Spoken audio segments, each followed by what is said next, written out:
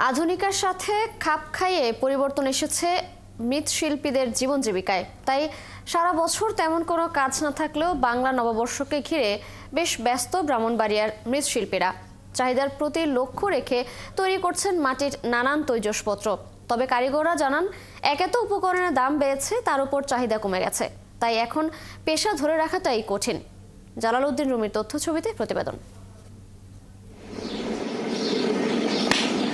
আধুনিকতার ছোঁয়ায় মানুষের রুচির পরিবর্তনের কারণে মাটির তৈরি সামগ্রীর স্থান দখল করে নিয়েছে প্লাস্টিক, মেলামাইন, স্টিল ও অ্যালুমিনিয়ামের তৈরি নানান রকম আধুনিক সামগ্রী। যে কারণে চাহিদা কম, কাঁচামালের দুষ্প্রাপ্যতা ও চড়া মূল্যের পাশাপাশি পুঁজির অভাবে প্রতিযোগিতায় টিকতে না পেরে প্রায় বিলুপ্তির পথে ঐতিহ্যবাহী মৃৎশিল্প।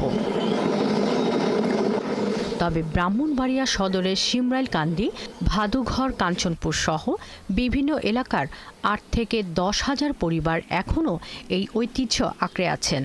আসছে বর্ষবরণকে ঘিরে কাজ করছেন দিনরাত। এই মাটিগুলা মাল বানিয়ে এখন আমাদের পোষে না, এখানে রেডিমেড নকশা মাল বাইরে আমাদের হাতের মালগুলা চাহিদা কম।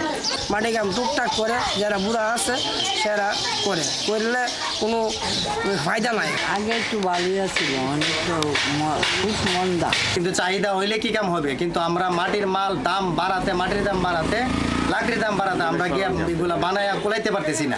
কারিগররা জানান, একে তো উপকরণের দাম বেড়েছে, তার উপর চাহিদা কমে গেছে।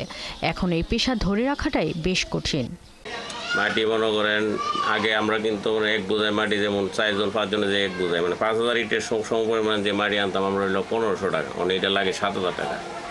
তো এইরকম অনেক খরচ তো অনেক বেড়ে গেছে, মালের দাম চাহিদাও তো বাড়লো, মানে ওইটার সাথে গিয়ে পুষাইতে পারে না। ফ্রি মাটি এনে কাজ করছি, কিন্তু অনেক বিলের থেকে মাটিও দেয় না কেউ।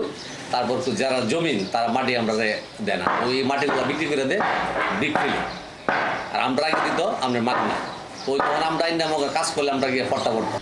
চাহিদার প্রতি লক্ষ্য রেখে তৈরি হচ্ছে বিভিন্ন রকম পুতুল, ফুলদানি, রকমারি ফল, হাড়ি, ব্যাংক, হাতি ঘোড়া সহ নানান খেলনা। শাকিলা শম্পা, ৭১।